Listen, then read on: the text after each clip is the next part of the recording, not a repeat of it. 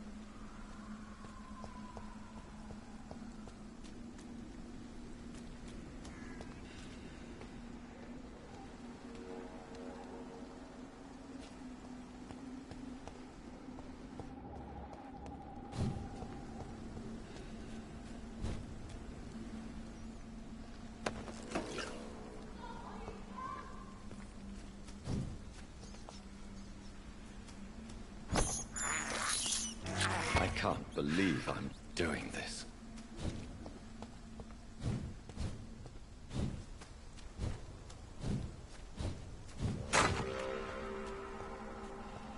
It's locked, all right.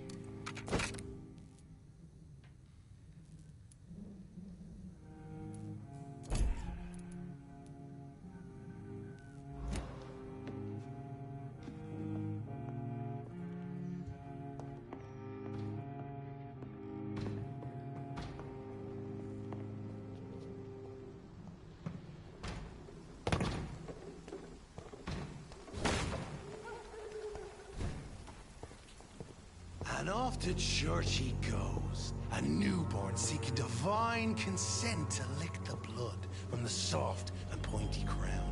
Who are you? Make yourself known. Newborn, you reek of guilt and pointless compassion. Shed your skin, forget your old weaker self. What do you want from me?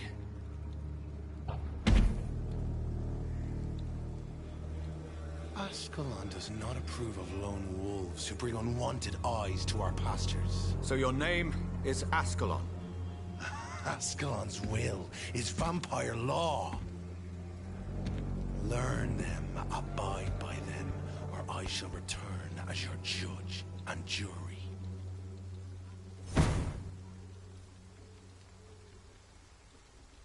These immortals try my patience with their plans and unsolicited counsel.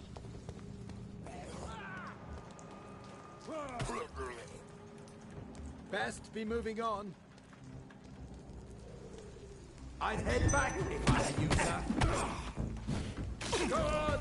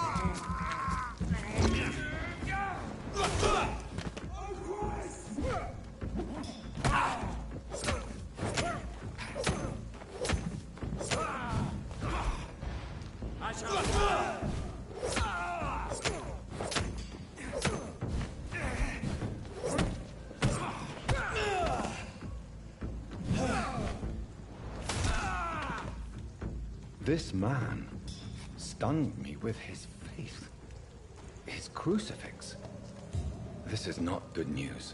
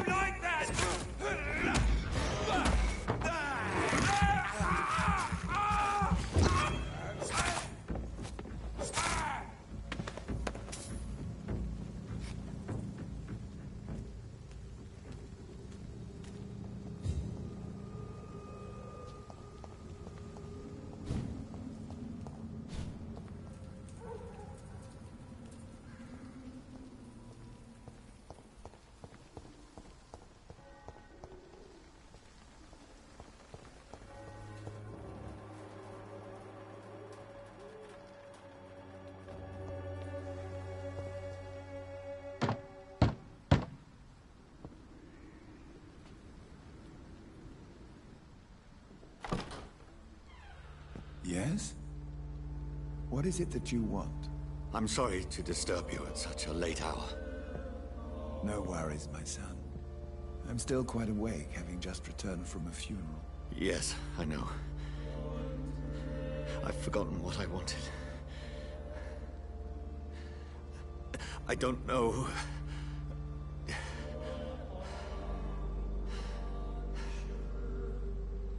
May I help you, child?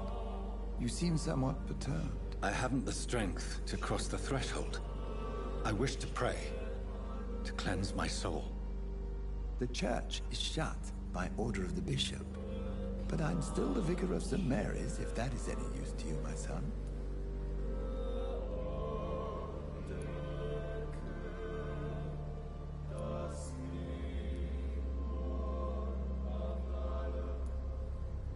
You seem to me a good soul, Vicar. But this is a personal matter. There are no secrets from God, my son. If your heart needs comfort, consider me your chapel. For I can be as silent as stone.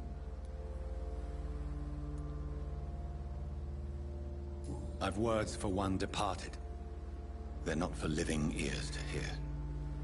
Your eyes burn with rage, yet I see the pain. I am here to lighten the burden of all God's creatures. Whatever you tell me is between us and the Lord. Very well, priest. As you seem quite adamant. Open your heart, my son. Tell me what burdens you. With whom do you wish to speak?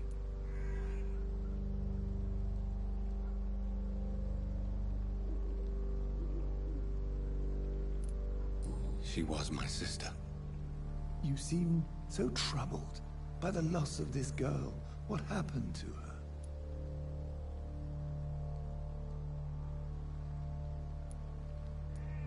It was an accident. A terrible, terrible accident. I see.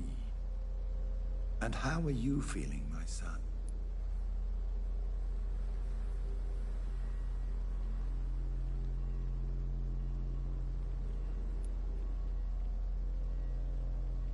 She died because of me. How do you think I feel? I have a final question for you, my son. This is of the utmost importance. Ask your question, Vicar. What would you like her to know?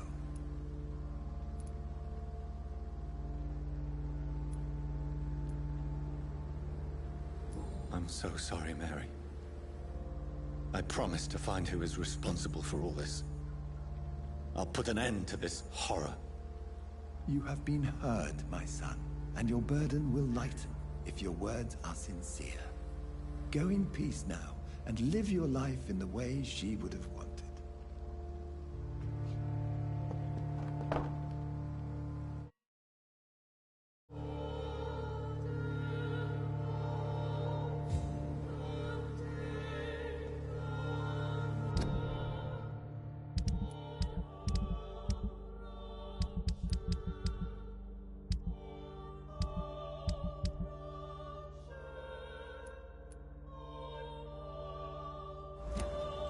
Whatever happened on this dock is between my sister and I.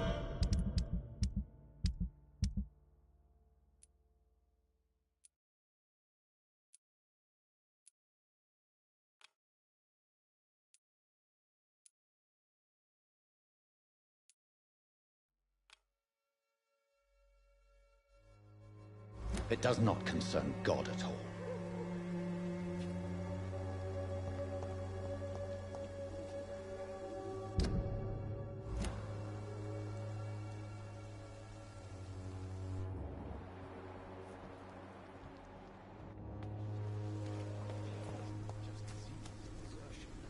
Hello again, miss.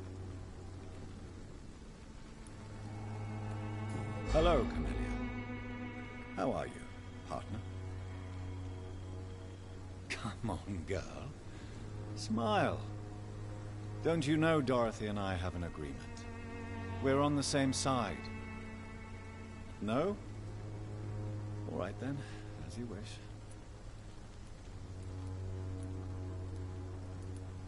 Very well. Goodbye then.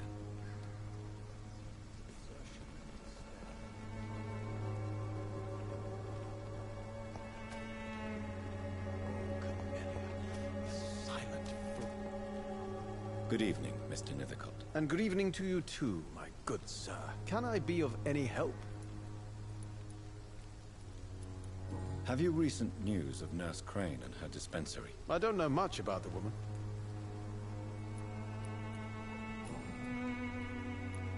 You don't really make a living from your scribblings, do you, Richard? No, sir, I don't. I work so hard. I put all my time, my energy, my devotion into the precise carving of words. Still, you don't seem to suffer from poverty. With thanks to my parents, actually. I'm afraid I would not be able to live on my own without their help. You seem embarrassed. Someday I hope to proudly offer my first publication to my parents. Until that day, I'll remain the failure of a son they have to support.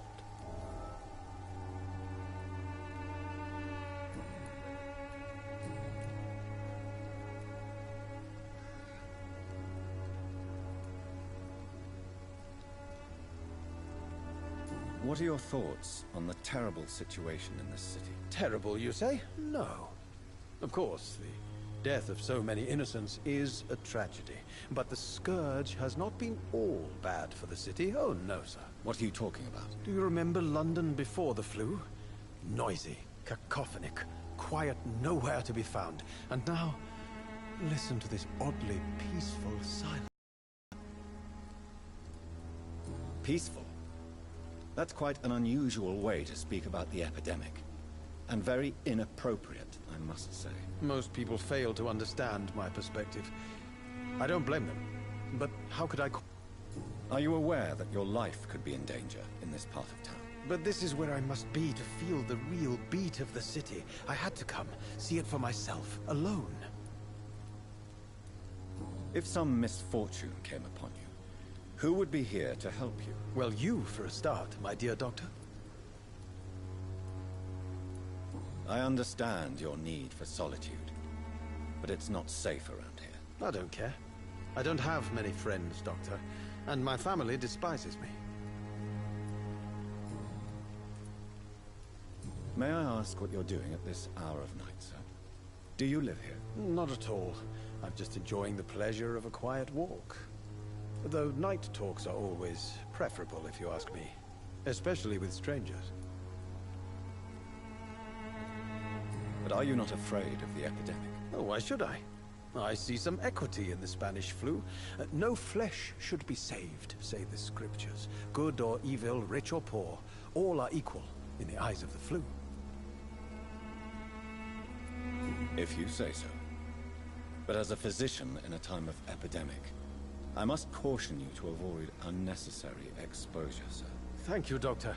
But we both know the seeker of truth has to go boldly where the weak dare not.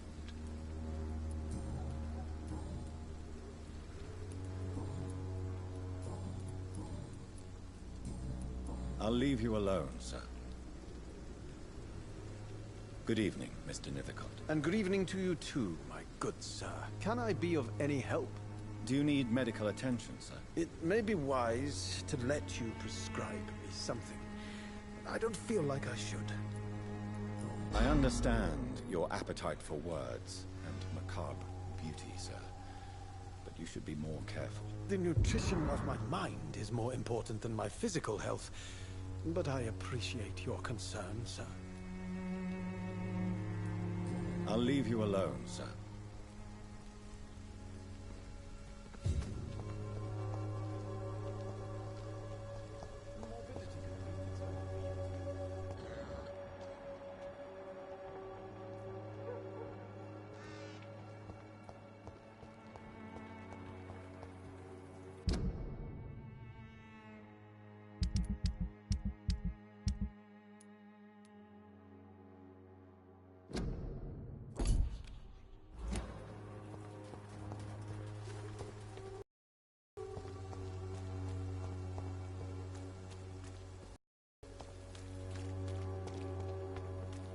Pox-ridden boroughs of London. You must accept the risks. Thank you, sir.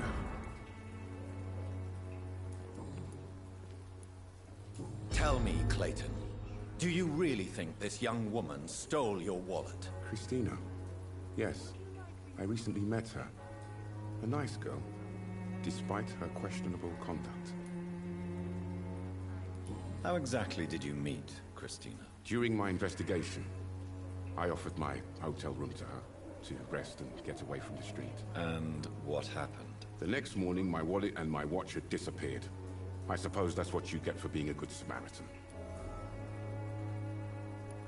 If you are going to sleep with a lady of the night, Clayton, I would advise you to be cautious. I can't really be mad at her, though. She's just trying to survive. She doesn't have many options. Was it wise to become so intimate with a woman you were supposed to interview, Clayton? Maybe it was. But I have learned to look for the inner truth and beauty in people. I apologize. I didn't mean to be rude. What can you tell me about this woman? She is very sensitive. So nostalgic about her country. I saw her cry once because she'd lost a precious souvenir from her homeland. What was it? A scarf her brother gave her before she came to England. Why are you so concerned? You seem to have something on your mind, Mr. Darby.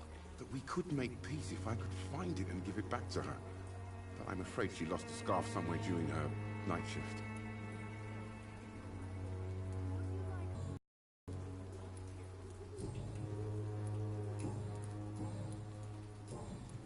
Have you any news of Nurse Crane and her dispensary? I'll never know what goes on in that place.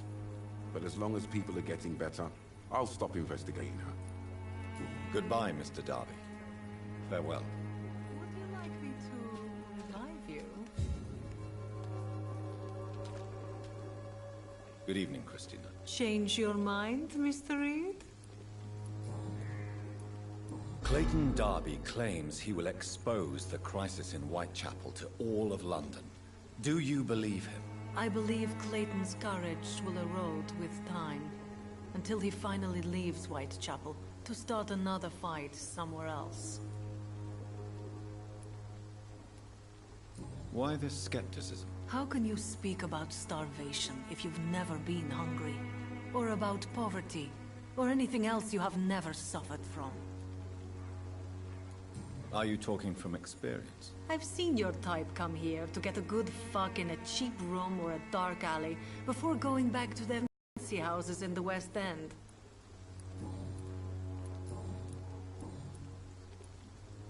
Did you do it? He seems to trust you. For a time I thought he was different from other men. In the end, he just wanted to sleep with me, same as the others.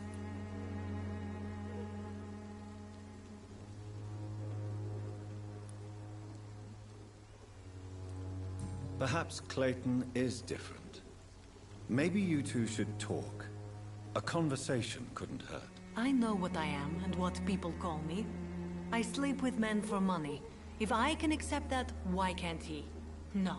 My future is with the ones I love, not with Clayton Darby. The ones you love?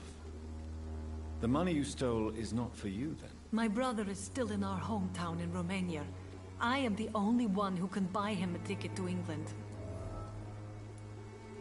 Tell me, Christina, is it worth risking your health and your life for your brother's safety? He's the only family I have left. I had to leave Romania without him. I can't be happy until he is near me again. Does your brother know what you do to earn the money to bring him here? Don't be simple, of course not. And he must never know. Everything will be different once he is here with me. I understand your concern. I spent many months away from my family when I served on the front line in France. Every time I write to him, I fear I won't receive an answer. It kills me to know he is still there. England is perhaps not the best place in the world to live at the present time. Are you certain it's worth the sacrifice? You think you know it all because you fought in the war. But my brother is no soldier. I know. We all understand the risks to soldiers, but we don't necessarily recognize the civilian casualties caused by these conflicts. Yes, wars are decided by rich men who will never take the risk of being shot, raped, or maimed.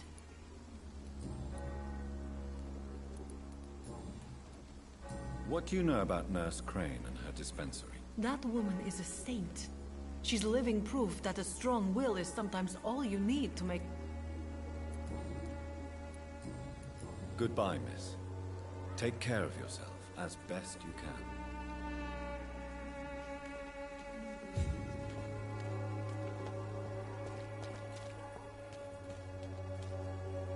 Good evening, Doctor. Can I help you? Do you know that Christina is hoping to pay for her brother to travel to England in the near future? I see. No, she didn't tell me that. But that explains many things. Do you believe she will ever see her brother again? As long as the war rages in Europe, I'm afraid her chances of seeing her brother again are slim to none.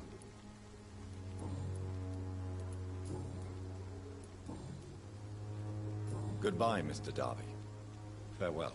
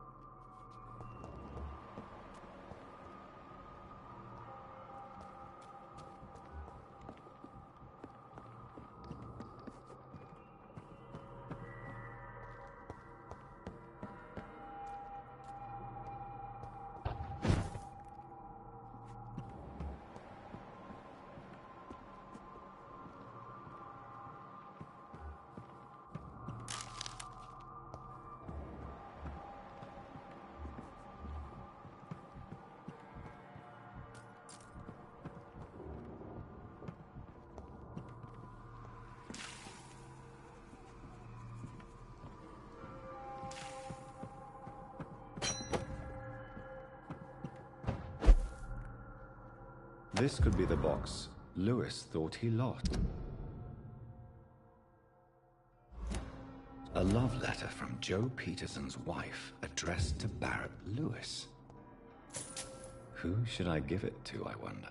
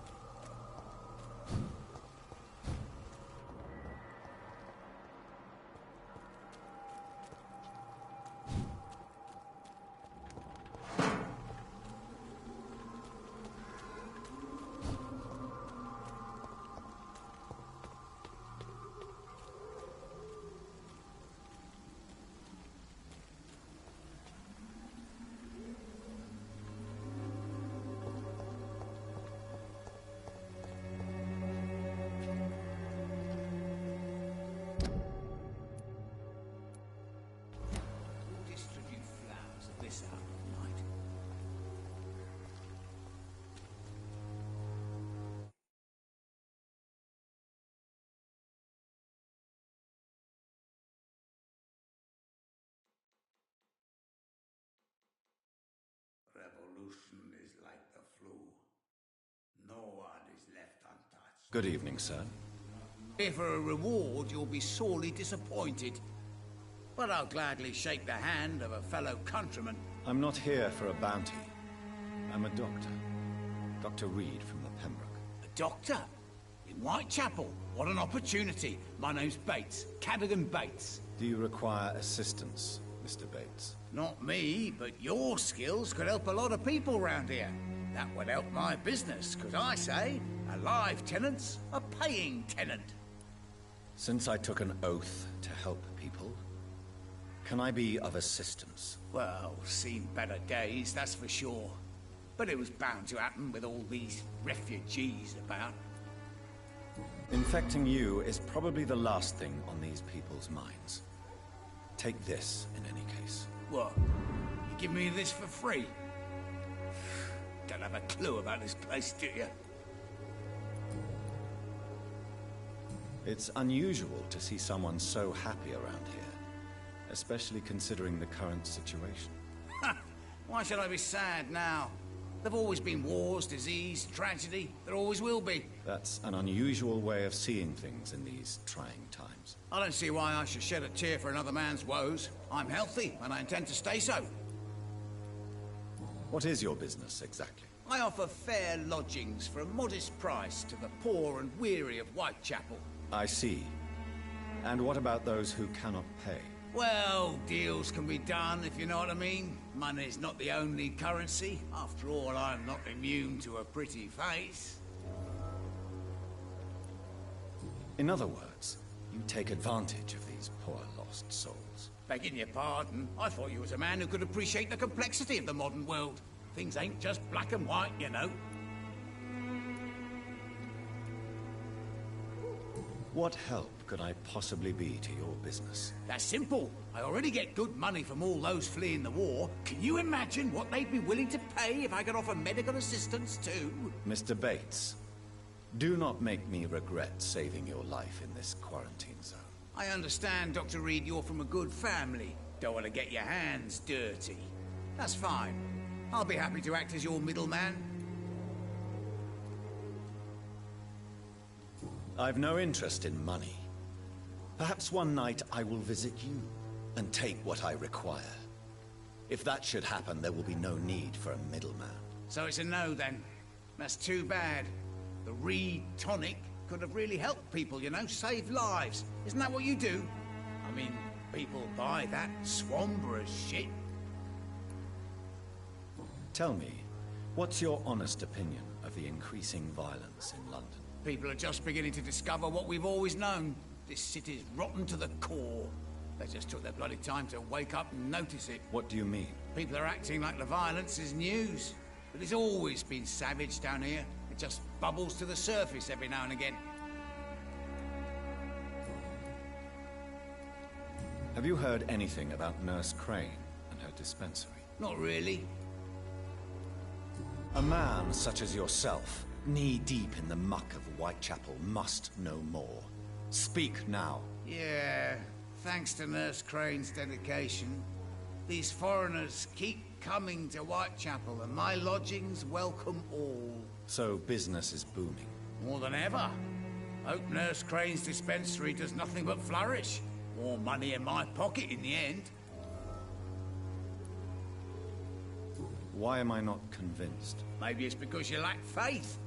Being a skeptic must be useful for a man of science.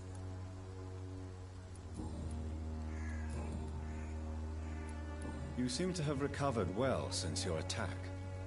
Do you ever think about what happened to you? Not much. It was a fucking nightmare. Savages, absolute bloody savages. Their appearance. Jesus. That made me want to puke. You'd better not come back here. I won't be around next time to save you. I want to know everything about the recent violence, Cadogan.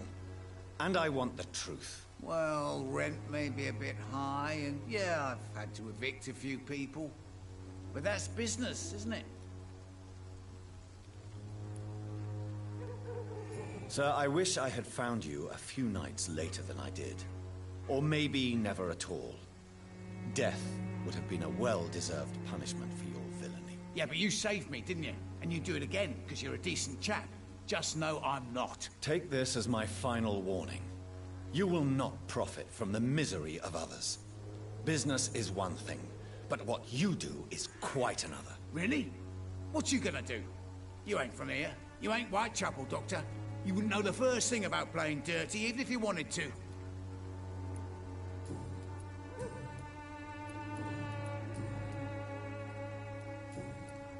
Goodbye, Mr. Bates.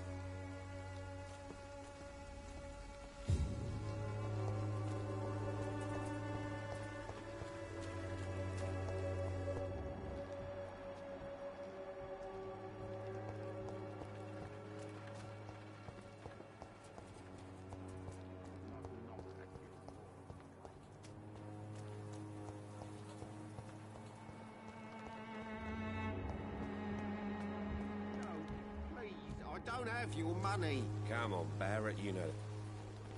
You again? What do you want this time?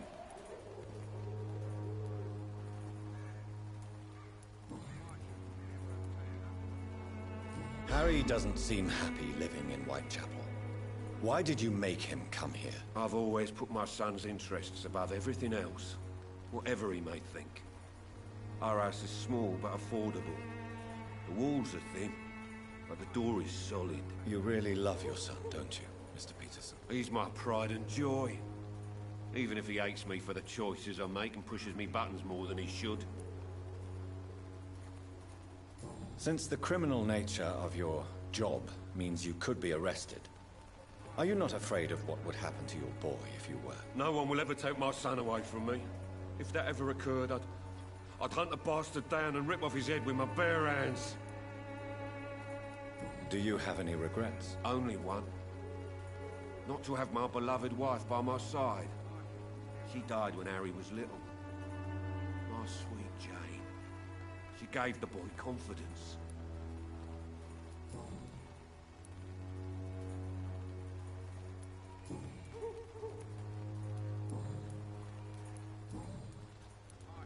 I think the documents in this box could be of some interest to you. Really? Where'd you get it? I found it in an abandoned building nearby. I thought you might want to keep these letters. Let me see. Ah, letters about my boy.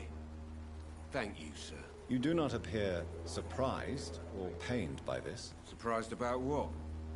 Harry's my son, I'm his father, and that's all there is to know, don't you think? Yes, I suppose you're right. Here's a little something for your trouble.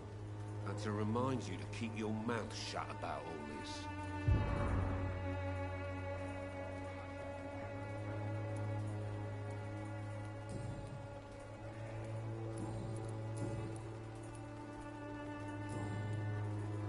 Goodbye, Mr. Peterson.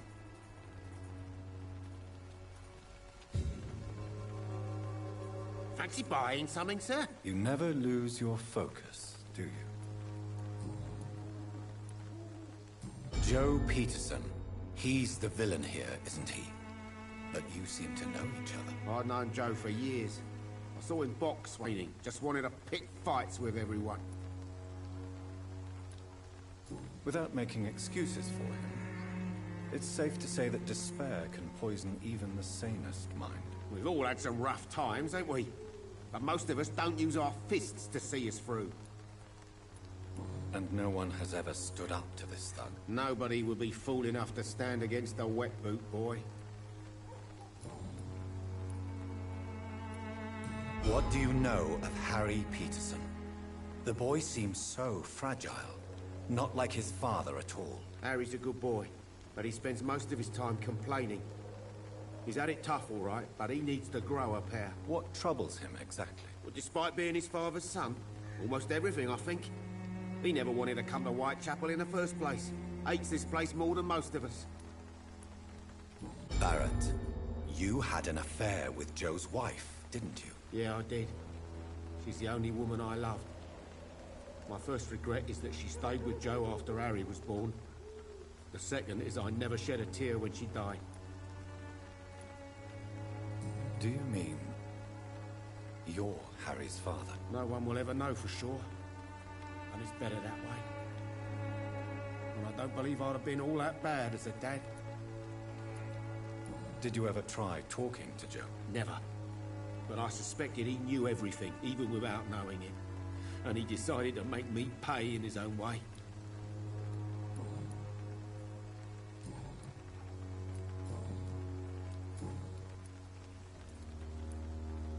Goodbye for now, Mr. Lewis.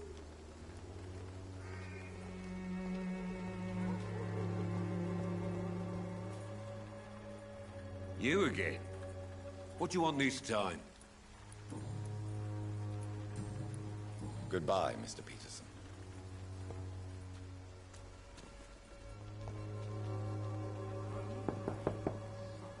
Good evening, Harry. May I come in? Sure. Sure. Is there only pain and suffering in this world? So, may I ask you a few questions? I'm not bothered. What could be worse? Do you remember when Barrett Lewis was close to your family? To your mother? Not really. I was too young. But I remember it was a happier time. Mr. Lewis was funny. He often had dinner with us. How was he towards you? He was nice, I guess. He never forgot my birthday. He always offered me books. I liked books. Why are you sad then? Because it hurts to remember a time when my father used to laugh and smile. It hurts to realise he's as sad as me now.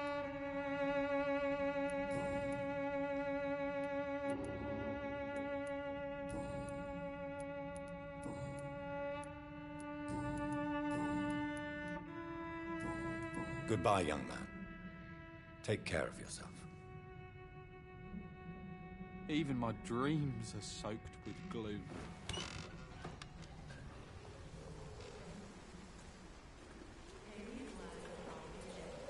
Give me a bottle and I'll be nasty.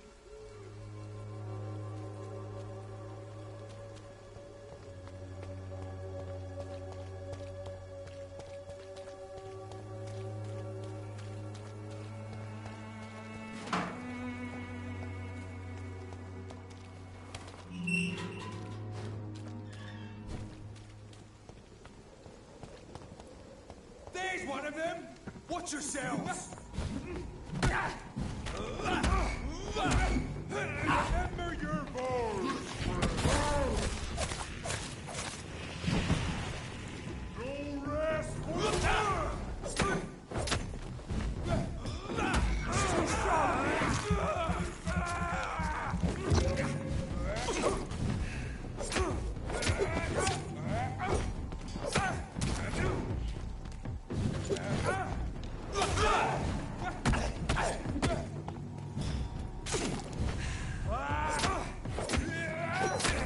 Christ!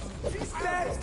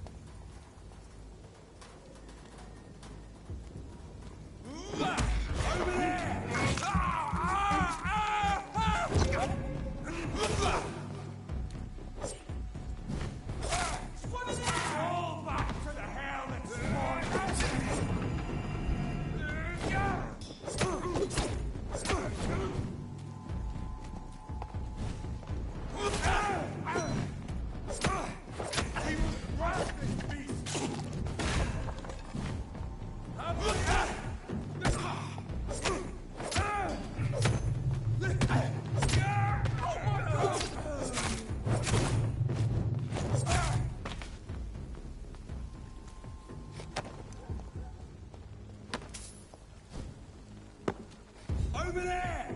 There's one of them vermin!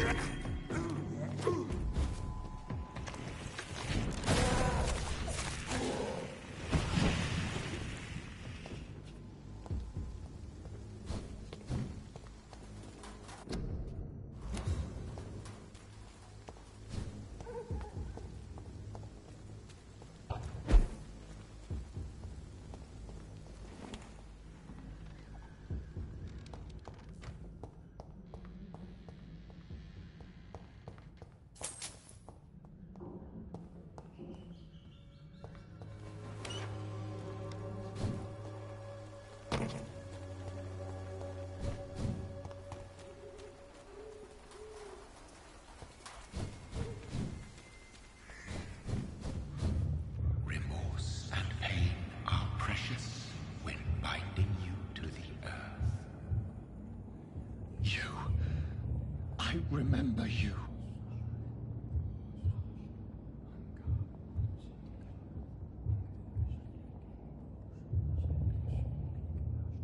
Fear be gone. I would harm no child of my making. This is your doing.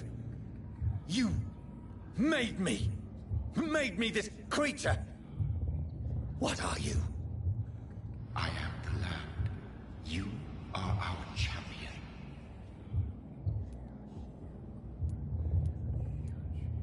Tell me what you are. I am the whitened bones and blackened soil. The land made blood coursing through thy veins. What is it you seek? This age is sickly. An ancient poison, an older rage, brewed in a cauldron newly forged. This has something to do with the epidemic. Seek truth, my champion. Defeat the serpent of knowing with iron spur.